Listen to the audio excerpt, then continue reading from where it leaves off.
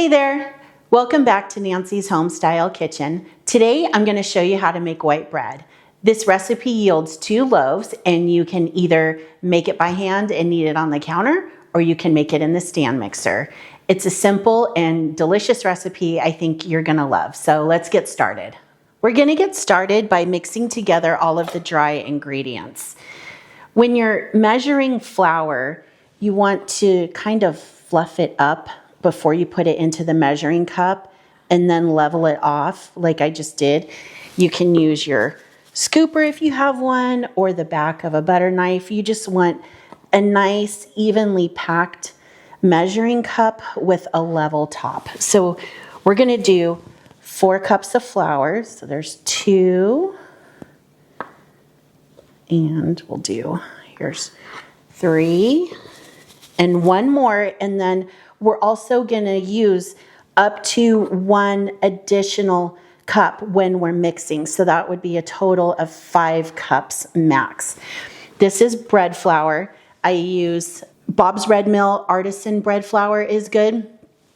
I've used some other brands. I have this one currently is a bread flour that I got from a local flour mill.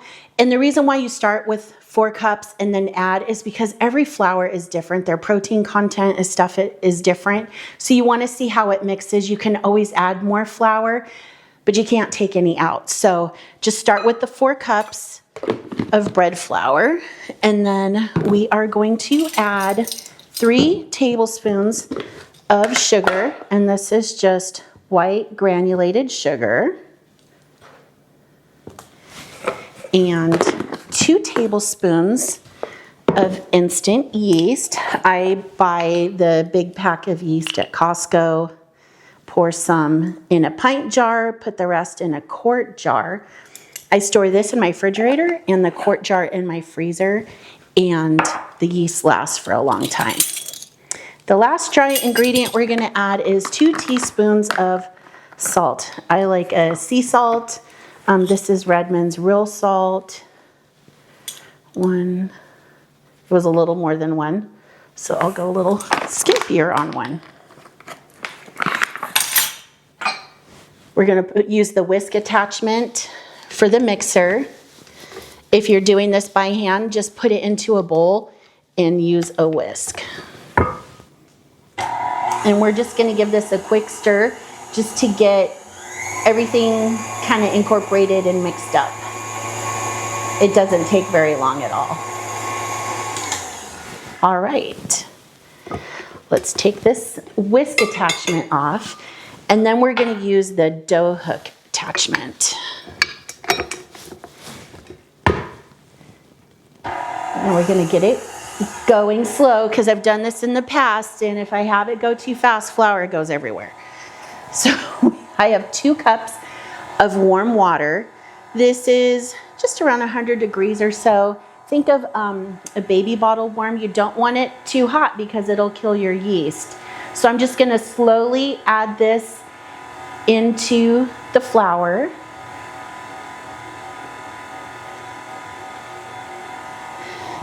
And the last ingredient is a 1/4 cup of vegetable oil. I'm using avocado oil because that's what I prefer.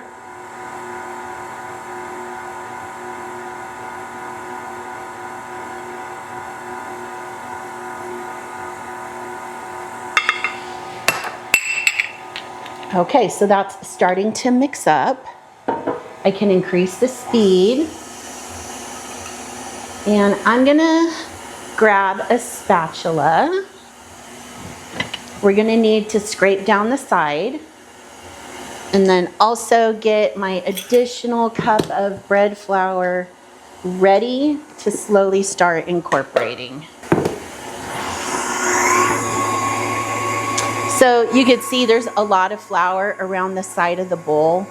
So what I'm going to do, because I don't want to sit here forever and wait for it, is I'm just going to turn it off and help it out by scraping down the side. Then we'll run it again.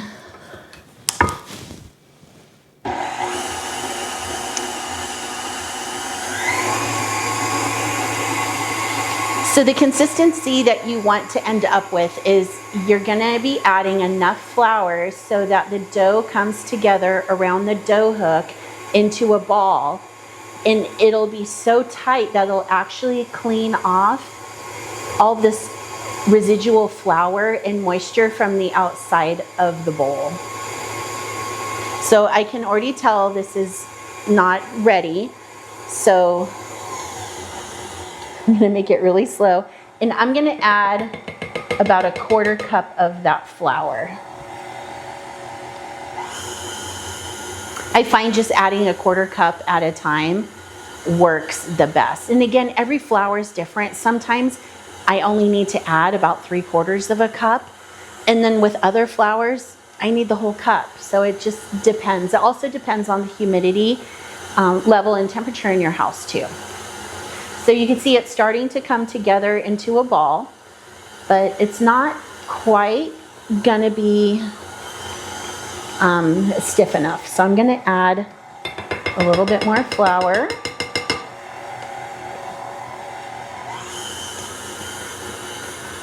And let that go for a minute. It's still pretty wet, so I'm gonna go ahead and add the rest of this flour.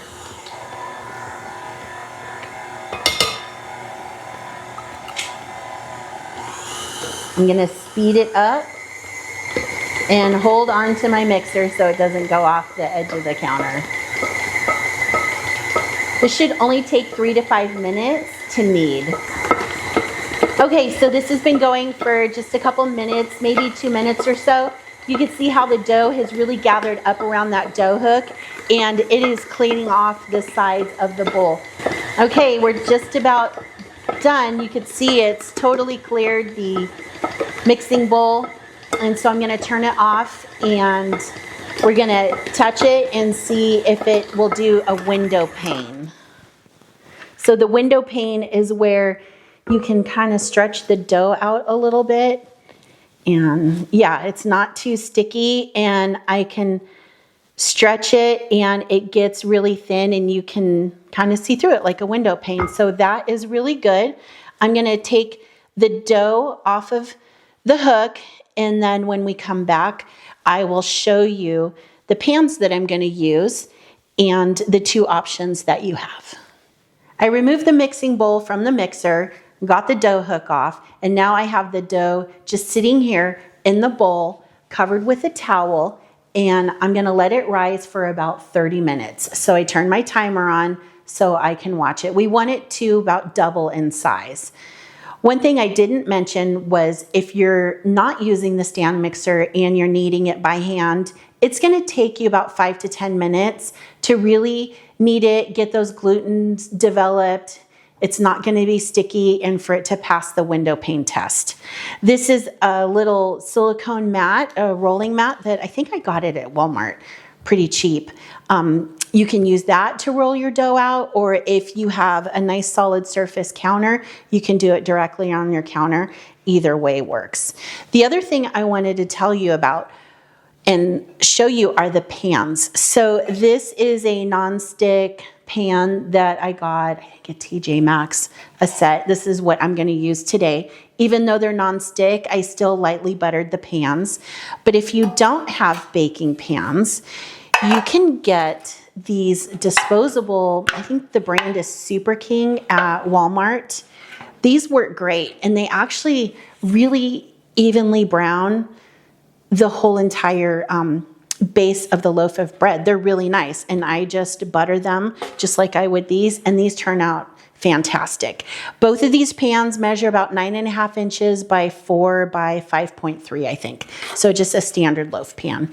So anyway, I'm gonna let this finish rising, and after it's done rising, we'll come back. We'll put it into 2 loaves and get it into our pans, and we'll get ready for it to do the second rise. The dough has been rising for 30 minutes, and as you can see, it has doubled and it looks beautiful.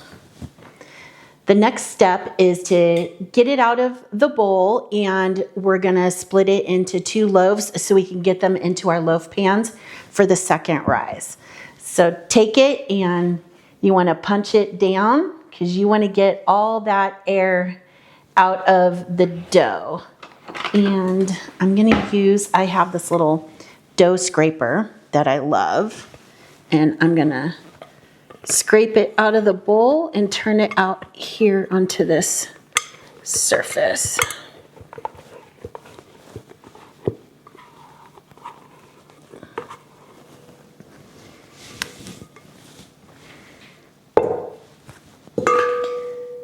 Take a little bit of flour, and we need to kind of flour the surface.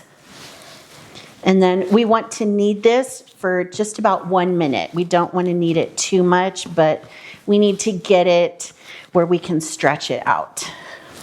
You don't want to add too much flour when you're doing this part of the process. Just enough to where it's not sticky. But this dough is really soft and it smells good and it's really fun to work with. So let's stretch it out into a rectangle that we can kind of eyeball and get 2 even portions. You can weigh it if you want, but I'm not going to go that far. So I have a bench scraper, or you can take a knife and you just kind of want to eyeball it and cut it into 2 pieces. Take one and set it over here, get a little bit more flour. And here's our loaf pan. So I want to get it about as wide as our loaf pan and then stretch it out. And then I take the long end and just roll it up and kind of form it into a loaf and pop it in our buttered pan. So here's one, and a little bit more flour here. You can see I hardly used any flour to do this. Okay, roll it up.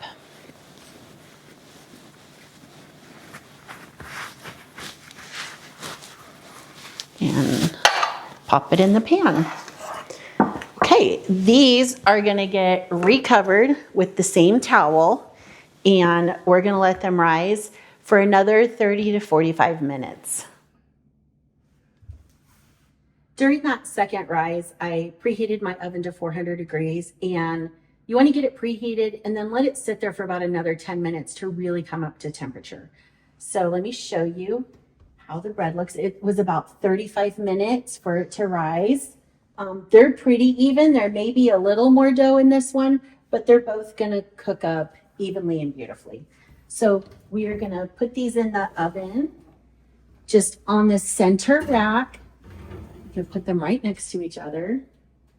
And they are gonna bake for 28 to 30 minutes. So we will be back as soon as they're done. Okay, the timer just went off and it's time to take out our bread. I wish you could smell it.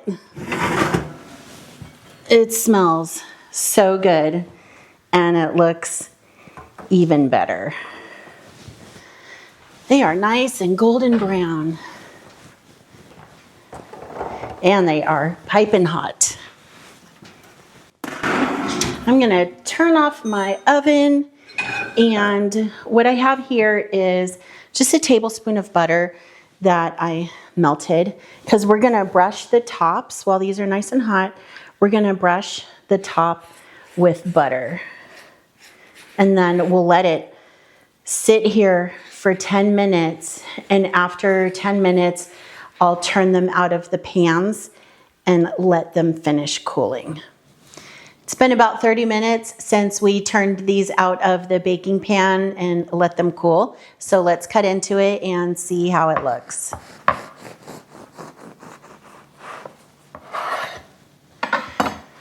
It looks wonderful. And I can tell just that buttery top is just gonna make it taste so much better. It's really springy and has a nice crumb. And it tastes really, really good. I hope you enjoyed this tutorial. And I hope you guys give this a try and let me know in the comments if you do and if you like it. Again, it's super easy and relatively quick, and with the cost of bread at the store these days, I don't think I've bought a loaf of bread for almost a year because I've just been making this on rotation. I also make sourdough. So if that's something that you're interested in, I have kind of like a really lazy way to do it. Like I actually forget about it sometimes in the middle of the process and it still turns out. So if that's something you're interested, let me know in the comments and I'll do a tutorial on that for you. But anyway, thank you for joining me today while I show you how to make this wonderful bread, and we'll see you soon.